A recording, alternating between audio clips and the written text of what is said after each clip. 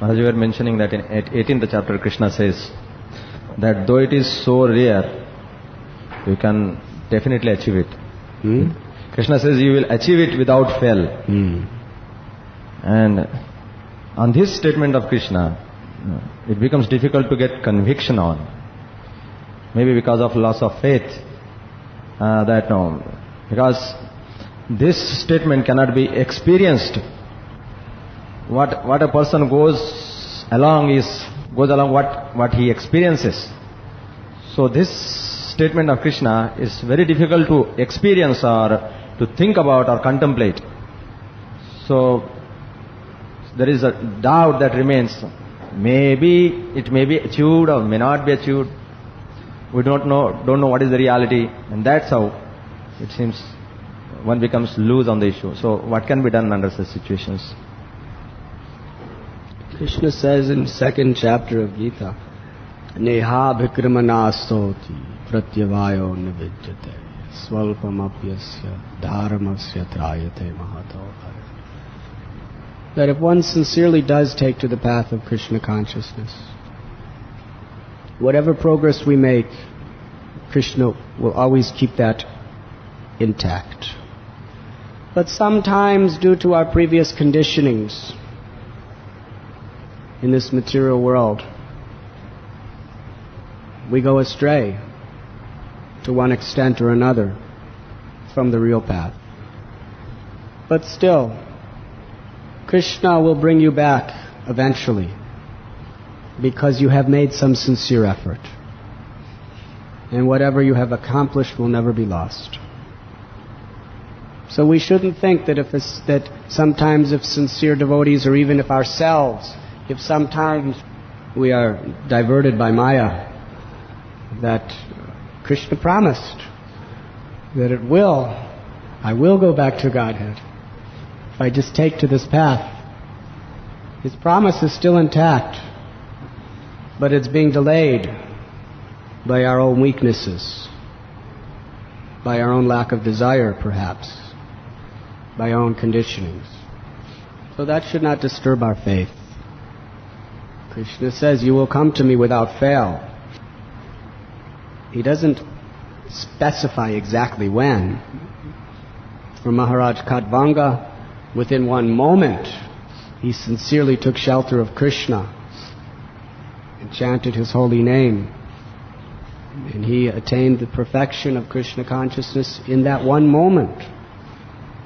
But if we don't have such intense conviction and desire, it may take us this life, it may take us several lives.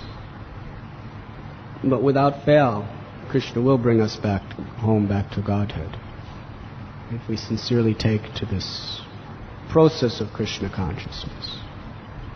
So in this sense, we should not lose faith in this beautiful promise of Krishna, because we see that sometimes within our own life or in other lives there are diversions.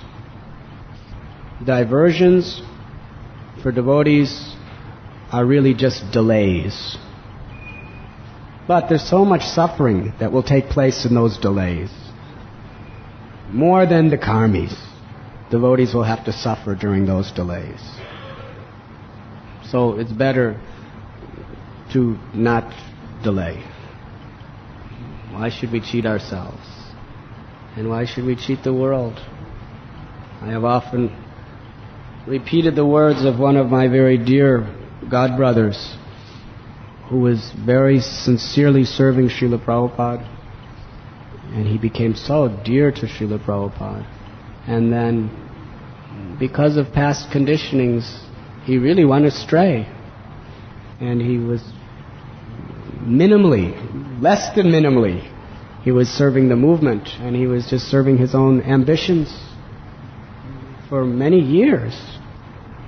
But even while he was doing that, Prabhupada said, you're going to go back to Godhead, because you sincerely chanted the holy name.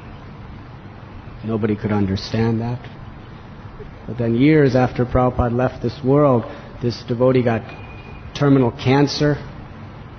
He was suffering terrible. excruciating pain for months. And in the light of that pain, he just fell at Prabhupada's feet with tears flowing from his eyes, begging for forgiveness, begging for mercy, and chanting the holy names of Krishna. And just before he left his body, with tears flowing from his eyes, his body racked with pain, he said, "I do not regret this pain. I do not regret that I am going to die within days. I only regret that for all these years I could have done so much to help my Guru's mission, and because of my weakness, I didn't do anything. That is my only regret in life." Krishna kept his promise. But do we have to go through things like that? Krishna is merciful. Our devotional service, if it is done sincerely. So we must have faith. Who are you going to have faith in? Nobody's faithless. Everyone has faith. It's the nature of the Atma to have faith. It is the nature of the Atma to seek pleasure. Nobody is exempt from that. It's just a question of where you're seeking pleasure. In serving Krishna or in serving your mind or senses. So where are you placing your faith? In the word of Krishna, in the word of the Acharyas, in the word of the Shastras, or in the word of your mind and senses?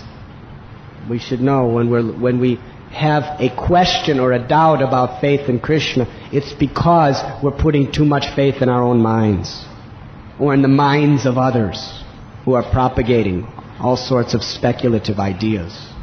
Whether it's our mind or another person's mind, it's due to faith in our mind that we question our faith in Krishna. It's not that you're faithless. It's a question of whether you want to have faith in your supreme friend or your everlasting enemy as long as you're in this material existence. No one's faithless. Spiritually they may be faith. We say faithless, but no one's faithless. They just have put their faith is no other enemy but your own mind.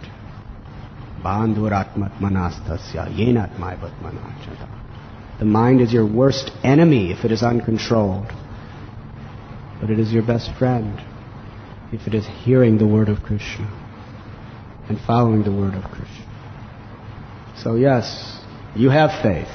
Everyone has faith. Who? Analyze where you want to put your faith.